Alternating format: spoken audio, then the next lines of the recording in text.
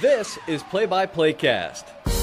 Is that faster than a Greyhound? The podcast about play-by-play guys. For play-by-play guys, by, I'm told, a play-by-play guy. It's a bold strategy, Cotton. Let's see if it pays off for him. Now here's the host of Play-by-Playcast, Tom Bodett. Wait, the Motel 6 guy? We'll leave the light on for you. No, Joel Godet. Joe Godet. Joel. Joel? Joel, with an L. Okay, here's your host, Joel Godet. Don't worry, nobody's listening anyway. Welcome back into the podcast, everybody. It is episode number 149 of Play-by-Playcast. I, of course, am Joel Godet. This is the podcast about play-by-play broadcasters for play-by-play broadcasters, hosted by a play-by-play broadcaster, a professional development podcast that dives into the tips, tricks, experience, stories, process, and preparation of some of the biggest and best play-by-play announcers in the business. Find us on social media at PXPcast. I am at Joel Godet. Or you can shoot me an email at jgodett@bsu. That's BSU for Ball State University.edu. jgodet@bsu.edu. There's nothing more broadcastery than how I'm recording the intro to this week's podcast. Heading on the road this weekend for Ball State baseball, and I've got laundry going on. I've got the dishes going on. I'm sitting at the desk doing a little bit of work on the computer. Just had some dinner, and waiting to pack because I have no clean boxers. That shouldn't happen because we're really not in season. I should have time to do that. Not traveling a ton. Such is life of being an announcer. Is what I'm going to blame that on. Anyway, our guest today on episode number 149 is Tom Hart of ESPN and SEC Network. Kind of the same thing. But ESPN and the SEC Network, and before that, the Atlanta Braves, and before that, Comcast Sports Southeast, or maybe during that, Comcast Sports Southeast. And he's been with Fox Sports Radio.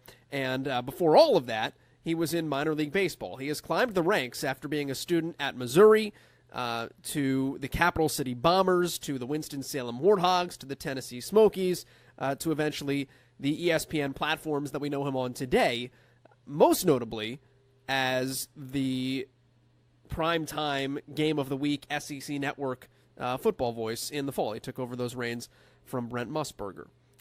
Good conversation with Tom. We dive a little bit into football today, but it is baseball season. He's got baseball coming up this week. He's got the Florida Gators this weekend for SEC Network or ESPNU, one of those two. We talk a lot about his coming up through the minor leagues, and it'll be evident, but the thing that I took away most from this conversation is the preparation side and the ingraining yourself in a team. So keep an ear open for that early. But where we start is with one of, inarguably, the greatest mascots in all of minor league baseball. R.I.P. The Winston-Salem Dash are now the affiliate in Winston-Salem, North Carolina. Before they were the Dash, or hyphens, they were the Winston-Salem Warthogs. Their last season was 2012 or 2013? No. Way before that. Their last season was 2008, maybe. 2009 max. Somewhere in that range. And when the Warthogs became the Dash, so too died Wally the Warthog, who he was a warthog. His name was Wally, and he drove a little car around the warning track dirt of the field, Ernie Shore Field in Winston-Salem, North Carolina. So where else would I start but by talking about coming up through the ranks in minor league baseball and everyone's favorite mascot, Wally the Warthog. It's Tom Hart on episode number 149 of Play-by-Playcast.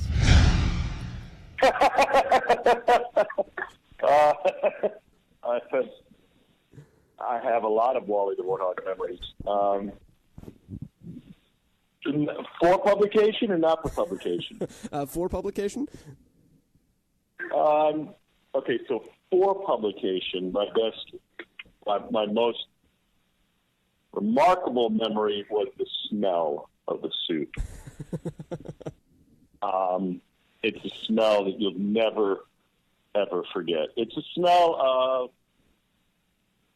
if 10 frat guys went to spring break for a week, and then went camping for a week after that and never showered. That's what Wally smells like. For all of the children to hug. Yeah, exactly right.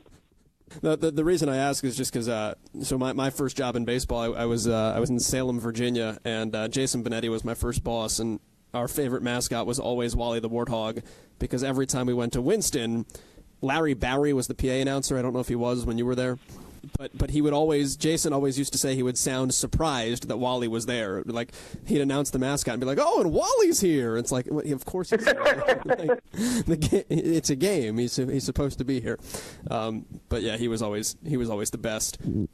What are the best memories you have of coming up through minor league baseball? Man, there's so many of them. There's baseball memories, there's friendship memories, there's professional development memories.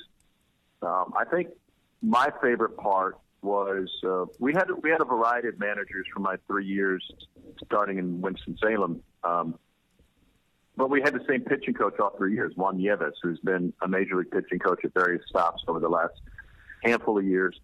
And when you take the bus to the ballpark, that's your only way to get to the ballpark on the road, and you arrive at 3 o'clock or 4 o'clock, there's only so much you can do in the press box. And so I would go down on a daily basis, if not every other day, maybe, and I would watch pitchers' bullpen sessions.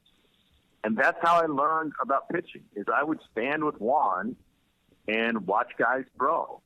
And I would watch guys who had no chance to make it to the big leagues. And I would watch guys like Rick Ankiel, who had great success in the big leagues and were back. And I would watch others who were on their way to being major league stars. And every one of them learned something every time they got up in the bullpen. And I was just amazed at the time, because Juan was such a great and patient teacher. I thought, they have this backwards. The patience and the understanding and the teaching, while it's necessary at the minor league level, this should be happening at the big league level. Juan Nieves at the time, and whether it was Juan or other pitching coaches that I saw over the course of the years, I thought, the pyramid is inverted here. These guys deserve big league jobs because they're doing more teaching about pitching and tinkering and learning and working with guys one-on-one than I think happens at the big league level, just because there's so much time together. There's so much time to learn the game. So that was one of my most fond memories, is standing in the bullpen and watching guys throw and learning what makes a good pitcher. And in fact, I don't know that necessarily paid off, but years later when I was doing Braves baseball, and to back up a little bit, that's kind of how I treated every one of the games I went to. I was going to learn more sitting in the manager's office when he's filling out his lineup card, or standing in the bullpen and watching guys throw their side day, or going to the Fridays for a pop after the game with the coaching staff, or hanging out with the players on the bus and talking the game. I was going to learn more there than I would anywhere else, and I did.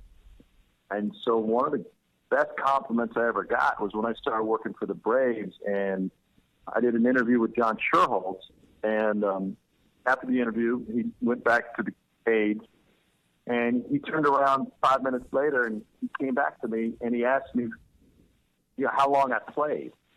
And I kind of scoffed. I said, I didn't play. Maybe I'd be confused with someone else.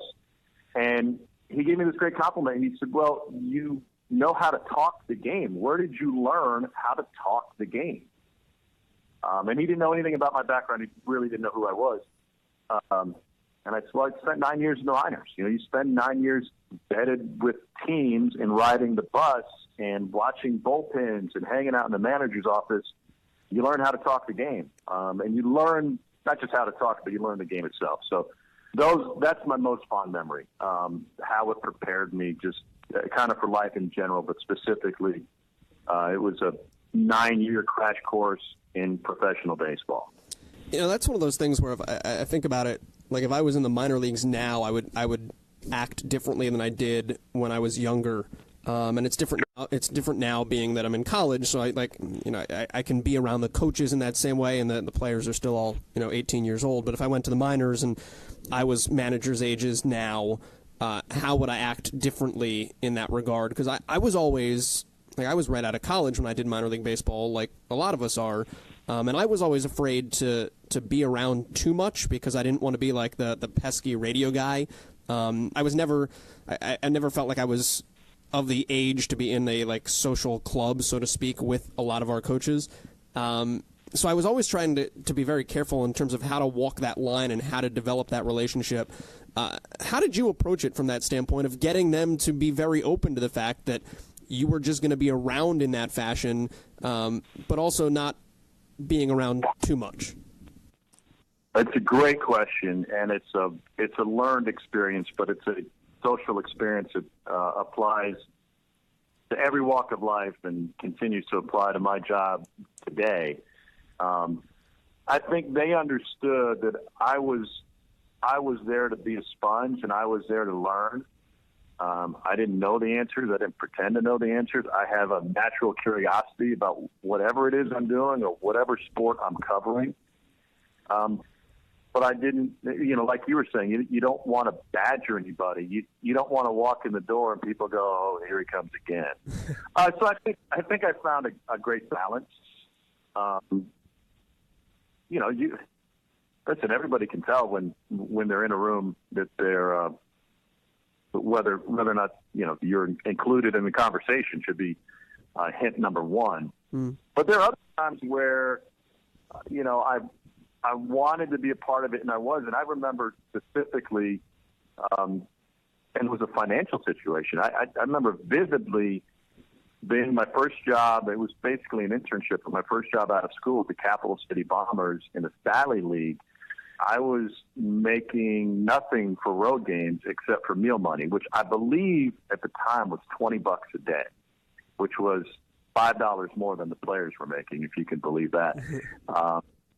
And I wasn't on salary or really getting paid for home games, with the exception of when I would work the scoreboard or be the PA announcer. And maybe that paid me, $45 or $70 a game, depending on what role I was in.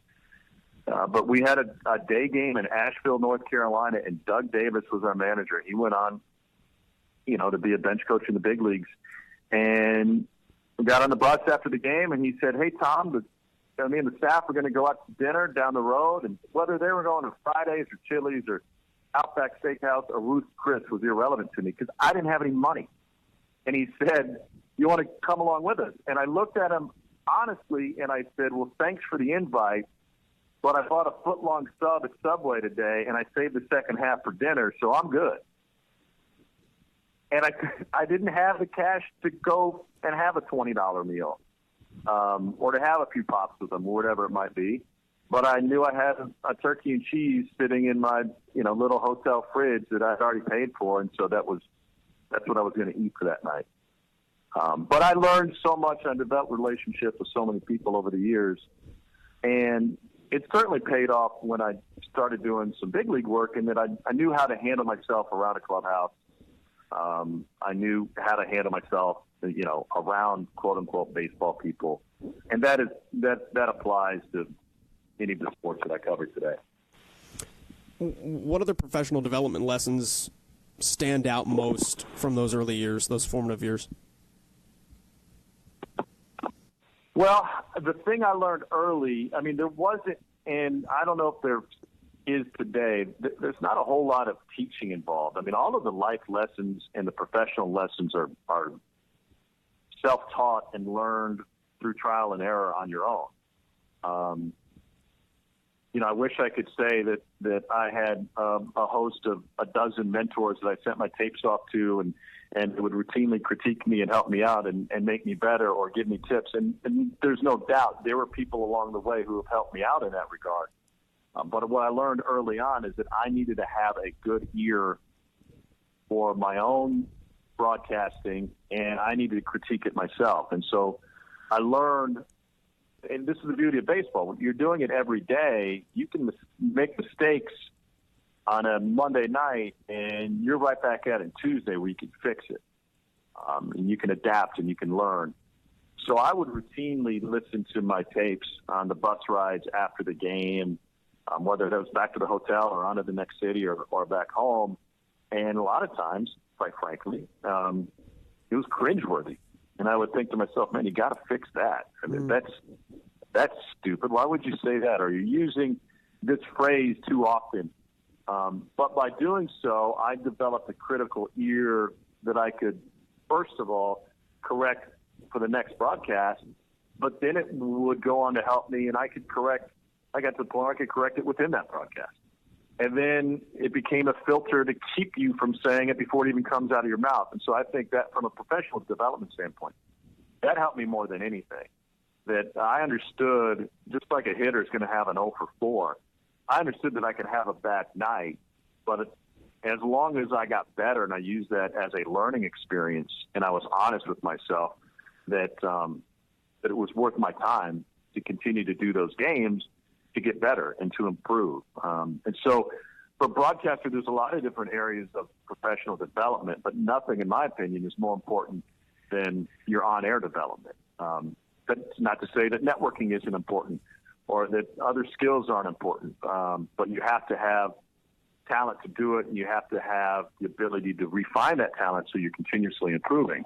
And once again, just like the other things we talked about, I continue to use those skills to this day to make sure that my football broadcast one Saturday is better than it was the Saturday before. And that applies, once again, to every time you're on the air. It can always be better, and there's always something to learn. What was the goal for you early on? Did you want to be a baseball radio guy at the major league level? Did you want to get into television? When you were dredging through those long bus rides, what was it all for in the early years? I didn't have a specific goal because I learned, and this was just a sidebar real quick, I picked everybody's brain that I could, and usually that was the other announcers that were in that same league. And I learned early on that the guys who only wanted to get to the big leagues or only wanted to get to the next level of baseball were severely limiting their opportunities down the road. I had other sports interests. I wasn't just a baseball guy. In fact, when I started, baseball was probably my third favorite sport behind basketball and football. So I wanted to be versatile enough to be hireable by any organization whose job was a step up from where I was. I believe in being where your feet are, in that you can't be working, you can't do a good job in your current role if you're always looking to the next one, so you have to be dedicated to it. But my goal was to be professional and versatile enough and get experience outside of the baseball season to where I might have an opportunity, whether it was, college basketball or pro baseball or college football. So I worked with, I did a lot of different things on the broadcasting front, and I interviewed for a lot of different positions, trying to figure out where I wanted to fit in or where I would be a fit. So I didn't have a specific, hey, I want to be the voice of the Yankees. I had a lot of jobs that appealed to me, a lot of positions that appealed to me, but I knew that I wasn't qualified for any of those great jobs unless I continued to perfect my craft at the level that I was at. I got started in television because, as such goes nowadays, I work for a school that works for a conference that has an ESPN3 deal, and, voila, I had 30 games on, quote-unquote TV. It was not that way, as recently as 5 years ago. So, what was the approach for you in terms of getting yourself on camera? How did you make that transition to first get your dabbles in TV, because that can be one of the harder jumps of anything? Well, there are a couple of different elements at play for me to get me in that door. Chronologically, the first one occurred when I was doing AA baseball outside of Knoxville, Tennessee. And one of the first meetings that I took when I got to town was with Bob Kessling, the longtime voice of the Vols. And that was set up through Stan Cotton, who I'd gotten to know at Wake Forest, same town as the Winston-Salem Warthogs, where my first job came from. Stan is a Knoxville native. Stan had known Bob for a long time. They'd worked together at one point in television. And Stan said, when you get settled over in Knoxville, call Bob up, introduce yourself, go to lunch, whatever it might be. So that's exactly what I did with Bob. And lo and behold, I think it was that very spring, or maybe it was the next spring, Bob was doing play-by-play for an old cable network called CSS, Comcast Sports Southeast, which aired a lot of SEC and ACC schools, especially around the Atlanta area. And he was supposed to do their baseball package, and the Tennessee men's basketball team was playing in the NCAA tournament at the time. So it was a simple phone call. Hey, can you go fill in for me and do this game this weekend? And that one game turned into two, turned into a couple down the road, turned into some football the next fall, which is where that's exactly where I got my reps. That's where I got going. That's what gave me tape to send out to others. But without the networking connection to Bob Kessling through Stan Cotton, the voice of the Demon Deacons, and I don't know that opportunity would have ever been there for me. What's unique to baseball on television? I just feel like, I don't know, I feel like that it's got a different vibe to doing baseball on TV than even football or basketball, in terms of understanding pacing, in terms of understanding storytelling. What's unique and or difficult about that particular medium? Well, first of all, just television in general. No one tunes in to hear the play-by-play broadcaster. It's about setting your analyst up, giving them a chance to shine, putting them in positions to succeed, helping them navigate through the broadcast, not the game. They know how to navigate through the game. They know what they're seeing. But it's let's refine this and let's learn how to tell a story about this player. And that's how I decide how and when you're going to present information about different people. The timing. When is the right time to tell a story? Let's not get into a story about the pitcher when Mike Trout's at the plate. Okay, let's wait for the bottom of the order, or when there's just a feeling of a general lull in the game that opens itself up to storytelling. So I think that's the biggest lesson that most people have a difficulty with, and it just takes reps and feel. Beauty is in the eye of the beholder. There are times where you just have a gut feeling, you know what, nothing's happening right now. Either the game is dragging or the broadcast is dragging. And it might be when Mike Trout's at the plate. And it might be because Mike Trout's on his way to an 0 for 4 with 15 foul balls every plate appearance. Guess what? We've got time to tell a couple stories here. But you don't know it until it starts to happen, and I don't think you really know it unless you've been in that situation before. So I guess to answer your questions, picking and choosing when to work the stories in, when to work in the graphics, when to work in a specific package that you have that doesn't interrupt the game but complements it. And some producers are great at it. Some play-by-play announcers are great at it. Some analysts have a great feel for it.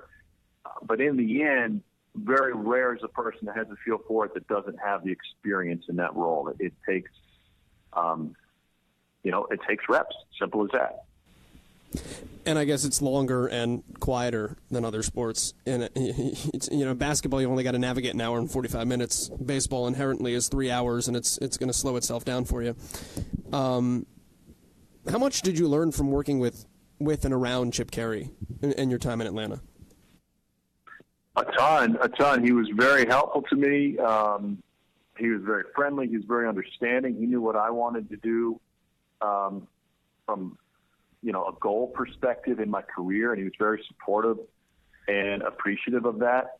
Talk about a guy who knows the game and is known within the game. I mean, he's lived it his whole life. So we talked earlier about, how do you know when you're not the pesky radio guy? His professional navigation skills, both in the clubhouse and on the field and in the dugout and in the press box, is second to none. And he just always has a very pleasant and upbeat demeanor. And I think that's the biggest, it's one of the biggest things that I see in big league games today. There are a lot of, old man yell at cloud moments over the last couple that have come to the forefront, and it's just not appreciated anymore.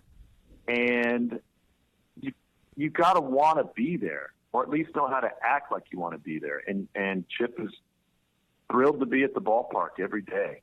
I know that. And I would, on the other side, I would compare it to this. Like if you went in and sat at a bar to watch a game and the guy next to you was complaining the entire time, you would get up and move to the other side of the bar. And I'm glad that people are shining a light on some of those situations. I think there are broadcasters out there that are learning. This is what the fans want. This is what the general audience wants, and go from there. How much do you talked about it earlier, knowing the game and learning from bullpens, and you just said with Chip Carey, he's a guy that has been around the game all the time and knows the game so well.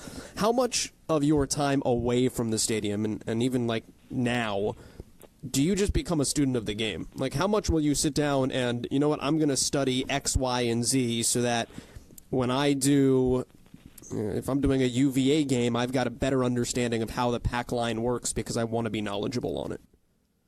That is a great question.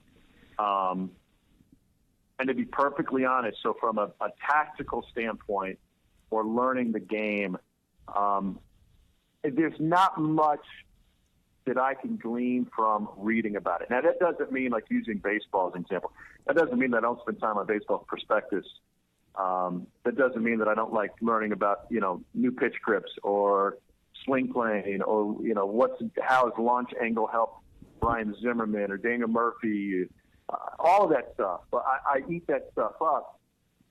But it's usually just to get a baseline understanding. So then when I'm with experts, when I'm with people who live it every day and play the game or continue to coach the game, I can say, hey, I read this article, I read this one perspective. What's your take on this? Because I have those resources available to me.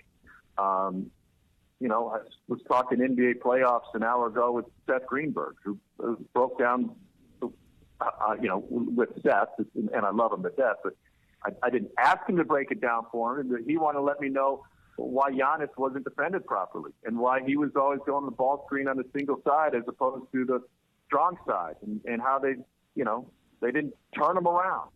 If I want to talk about back path or swing playing, I'm either going to call up Chris Burke or wait till I do a game with them.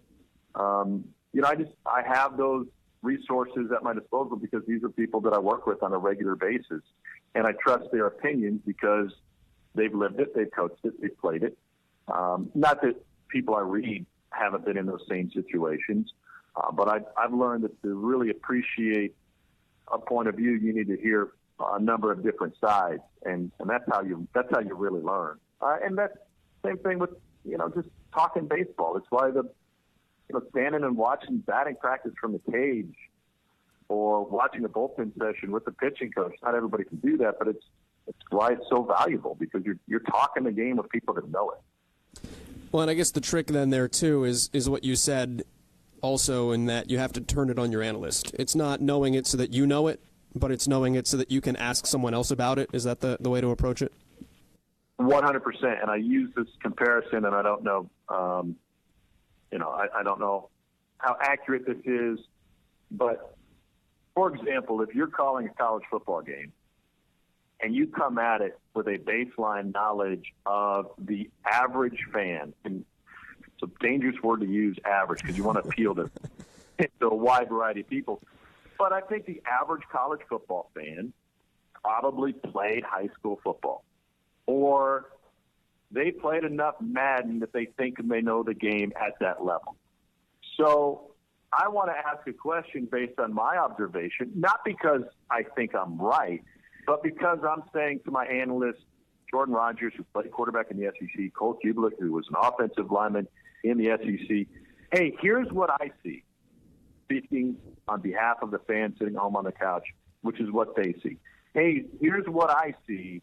Tell me more. I see the weak side blitz. Who should have picked it up? I see that this quarterback has misfired on 3 in a row.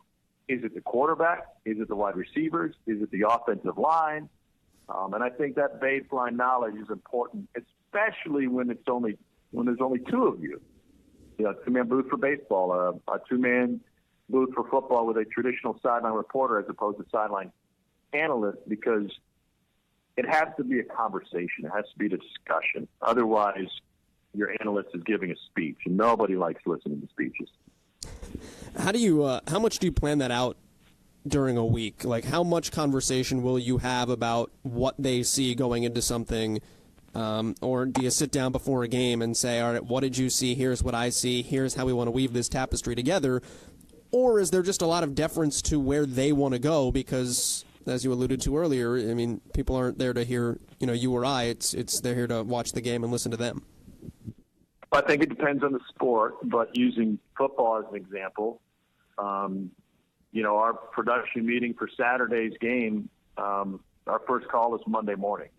And it doesn't always leave you a lot of time because everyone is doing a number of different events, and we're all traveling on Sunday, and it's hard to dive in. We're lucky in that we do one conference, and so we know what the storylines are going into that next week. But usually it's, hey, I think I want to talk about X. Let me look at some film this week, or let's pull some film and let's see if my hypothesis is correct. And so we'll have discussions throughout the week, formally, informally, leading up to the weekend. But then those discussions bubble up again when you're watching, say on the sideline, watching practice on Thursday. Once you see guys on the hoof, so to speak, hey, this is really impressive to me. Am I crazy? No, you're right. That's impressive. But our what we do as a crew, and this is a recommendation given to me by Sean McDonough when he first worked with the sideline analysts when they had a 3-man crew when he was with Spielman and McShay, was you got to get the 2 analysts in the film room together because everyone watches film differently. And if guy number 1 is talking about how the O-line played in week 2, and the second guy is talking about how the O-line played in week 5, they may be 2 totally different offensive lines, or they may have been playing totally different at that point. So let's all come from the same perspective here and watch film together. But what it does is as we watch film, and it's Jordan and it's Cole and myself and our producer Joe Taylor and sometimes or usually our director Patrick McManus, is as either one of those guys sees something that stands out or that's impressive, we pause the tape and we talk about it. And we decide then and there, is this something that's important enough to talk about during the game? One of the things that we picked up on film, for example, is that Josh Allen, who just went in the first round, the NFL draft, who was a magnificent player at Kentucky, would give away his pass rush move. He did it with his feet. And we noticed it, and we got to the point where we could predict pre-snap while we were watching film what he was going to do on every play. So it was kind of an aha moment on that Friday morning. Let's build on this. Let's figure out how we can tell this story. Let's pull some of these clips. Let's find some film that we can use. Later that morning, we just happened to be scheduled to talk with Josh. We asked him about it. We got him to stand up and demonstrate. We showed him what we had seen on film, and we asked him directly, why do your feet, I don't think we wanted to you don't want to give away too much in those scenarios. You don't want to come right out and say, hey man, you're tipping your pitches. It was more, hey, we've noticed that you have a few different ways that you position your feet within your alignment. What are you doing when your toes are even? I'm always dropping back in coverage when my toes are even because that allows this. Why do you always go to your swim move when you put your right foot forward? Yeah, typically because that allows me to get off faster and my strong foot is my left foot, so he gives me a. So anyway, we got very detailed answers from him, and they were well thought out answers because he's a bright guy about why he lines up certain positions. And that was something that, we didn't notice until Friday morning, and we were able to 36 hours later, less than 36 hours later, present that as a main talking point within our broadcast on Saturday night. So there's a sense of pride that comes with that, but it's a total team effort that, it's not enough just to see it on film. Let's see how we can build this and build on to this story. How do you plot that out in terms of how you're going to attack it on the air and do it so that it's informative, it's not too in the weeds, it's succinct, you're still getting, what's the approach you take to say this is how we want this arc to look once we get on TV? There's a lot of different ways you can do it. The most important thing to me is to give you a reason to care.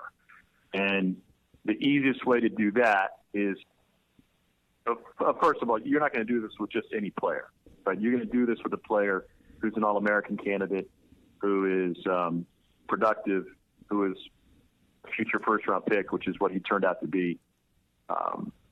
But secondly, you have to give people a reason to get invested in it. And Josh had a lot of great stories about, how his career had come to be to that point, and how, from an individual, how he had grown, and just a likable guy. So you don't jump off the bus with that story. You introduce him to the audience. You give him a reason to care about personifying him. You give him an opportunity within the game to make a couple plays, and then you pick a spot within the game to explain, A, why he's effective, but B, what the next step might be. And I'd have to go back and watch that specific game, figure out if we, it'd be taking self-scouting. Did we present it the right way? Did we have the proper build-up to it? And did we tap it properly? Did we put an exclamation point on it? If I remember correctly, it was a South Carolina game, and he ended up with 3 sacks in the fourth quarter. A lot of times the player puts the cap on it for you, which is why the relevance to that story is because he was such an elite player. I guess the way I'm looking at it too is like, how much of that how much of that gets woven into the tapestry of an entire game? Or is that where you kind of hit it for 5 minutes and you let it, well, that's a long time, but you hit it for a couple of minutes, you let it die, and then when it comes back around, to avoid the fact that I'm thinking from the viewer at home isn't sitting watching and going, God, they're really talking about Josh Allen over and over again today, so that you're getting the point across, but it's not too much, if that makes sense. Yeah, this is a great question, and it's a question of balance. It takes a true team effort. It's presenting new information. So even though we're talking about Josh Allen a lot, hopefully we're telling you something that you didn't know about him. You're learning about him. And there's nuance to it too. If a big play happens, Josh Allen was always on the field, so this isn't a perfect example. But if a big play happens for the opposition and Josh Allen isn't on the field, Patty Mack, our director, is the most talented director I've ever worked with. He's so good at his job. He would weave in a cutaway shot of Josh Allen, and I don't even need to reference it. I might, but I don't have to. But the point is, you can be subtle about it, and you can show people where he is on the field or off the field, and perhaps that's why the opposition had a big play. It's a real team effort. Usually, if you're going to do something with a lineman or somebody off the ball or away from the ball in football, one series is enough, and more than that can be too much. And what I mean by that is we might have a game with a great left tackle and say, hey, let's talk about O-line play on this drive. And number one, you've got to find the right spot for it. Obviously, you don't want one that starts in the -10. You don't want one that starts in the red zone. And ideally, it's a situation where the offense isn't going to go 3 and out. So if they're having some success or if they have the lead or if you feel the game's starting to get away, it's usually a good time. And you might two-box them, which is, a fancy TV term for putting two boxes on the screen. You might two-box them and talk about them a little bit, but you also have to be flexible enough that if the story, the game quickly turns away from that, which it can when they're off the ball, that you punt on the idea and you move on to the next thing. And you got to cap it. You have to pay it off somehow. But I guess, Joel, to answer your question, is the game really dictates everything. How much do you watch stuff back, even to this day, that you do? And what are you trying to glean from it when you do it in season, or is it different than what you would do if you were watching it at the end of the season? I don't watch much of my stuff back. I'll go back and watch certain opens, especially if we have a complicated open where we're doing a live tease or a read. We have great resources for our SEC Prime crew, and we do these, every other week or so, we do these incredible teases. And I want to go back and watch those to see if my words or my reading matched the intensity of the pictures, if it complemented it properly, because just to pull the curtain back a little bit, usually what I'm doing is once it gets edited and it gets sent to me, I might do a dry read. I've actually done this before, multiple times this year, where our editor sends me the script and says, just do a dry read into your phone and send it to me tonight so I can put the final touches on it. And we'll be out to dinner, and I'll duck into the bathroom and do a dry read of our teas and send it to them. And God help anybody who's in the stall next to me, because they must be one. How this guy's really gone off the deep end. And then the next day, after I arrive, and I can go in the trailer and watch it again and read it. But to me, it's just really hard. Like I'm a in the moment guy. I'm an in the stadium guy. So to do it from a sound room or to read it into a headset 2.5 hours before the game begins, sometimes it can be hard to capture the emotion. So that's the first thing. I'll go back and watch those after the fact because I know what I'm going for and want to see if it's delivered. I'll watch the opens because sometimes they can get complicated and they change on the fly based on, team runouts, based on last second editorial decisions. And it's kind of a blur after you do it a lot of times because you're anxious to get to the game. But I won't go back and watch much of the game. To me, my time is better spent, and maybe I should, but my time is better spent watching other games, either prior games of the teams I have that week, other national storylines that I need to be aware of.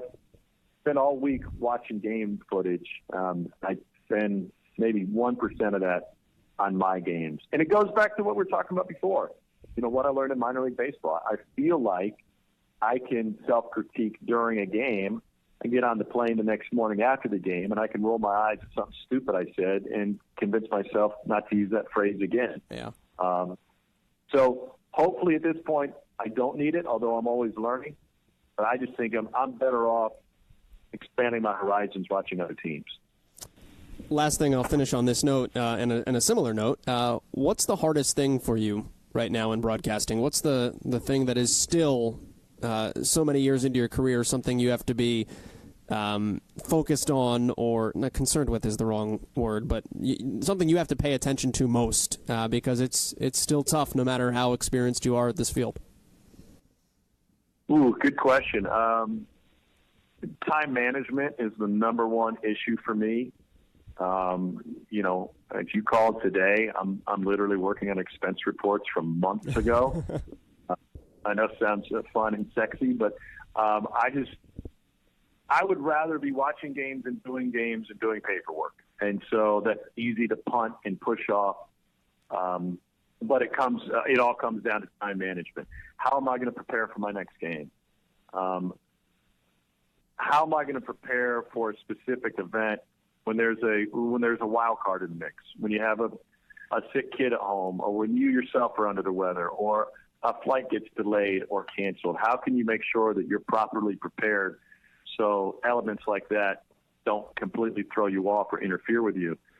And when we develop good habits and you develop a system and a structure, then when you have big, busy weekends where you're in multiple cities every day and multiple events and different teams, then it just becomes a matter of routine. It becomes a matter of process. But that's always a challenge because, all of us have personal lives. We all have other things that we're interested in. You want to be able to serve the viewer and to serve the audience. But at the same time, you can't stick your head in the hole and, can't prepare. You can't prepare for a basketball game 24 hours a day or a football game 24 hours a day. So it's a matter of managing your time to prepare properly and to give yourself a chance to breathe and step away from it when it matters. That's probably advice I know I could definitely take.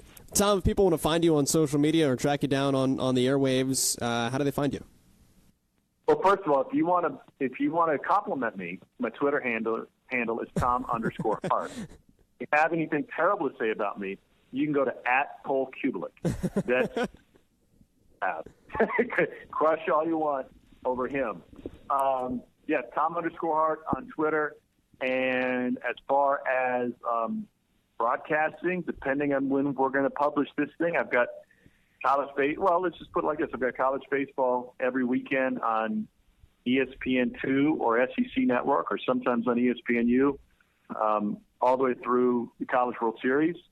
And then I'll catch a break, and then, remains to be seen. But the college football in the fall, we don't know our assignments. I would guess it would still be on the prime crew on the SEC Network, which is a fantastic job to have. And that's, but once again, if I do anything wrong or make any mistakes, go to @ColeKubelik. That's the easiest way to criticize me on social media. And remember that no matter who your favorite team is, Tom hates your favorite team. So I hate your team. I hate it with the passion of 1,000 suns. And I haven't done any homework on your team either. So if I and call your coach by the wrong name, it's because I don't know your coach's name. That's true.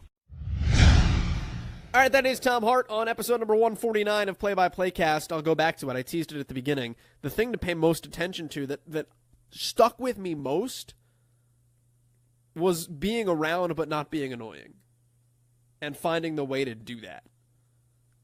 And I never even thought, I wish I could go back to minor league baseball now and just sit and watch bullpens and do nothing but listen to what was being talked about between pitching coach and pitcher and try to figure out who these guys were and what they were doing and learning the art of pitching just by them learning the art of pitching. I'm always a batting cage guy. I always hang around the batting cage and you try to glean and pick up what you can from, that was redundant, glean or pick up, what you can from being around, but I never thought about translating that to any other facet of what those guys do on a daily basis. I was to me, that was always their time, and I never wanted to infringe on it. But clearly, and Tom demonstrated that, there is a right way to do it and to go about it. And if you do it the right way, they respect you a lot. So that was interesting, and it'll be interesting for me to see how you can extrapolate that to other sports that we all cover. So that's the one thing. My one main takeaway. I always say there's one main thing. If nothing else sticks with you in any episode, that was the one that kind of hit me like a ton of bricks when he brought it up early on. That is Tom Hart here on episode number 149 of Play-by-Playcast. We are out of time, though. They're playing the music, which means it's time for us to go home and get up on out of here. Until next week, we are on a 7-day break. This is Play-by-Playcast. My name is Joel Godet, and we are out.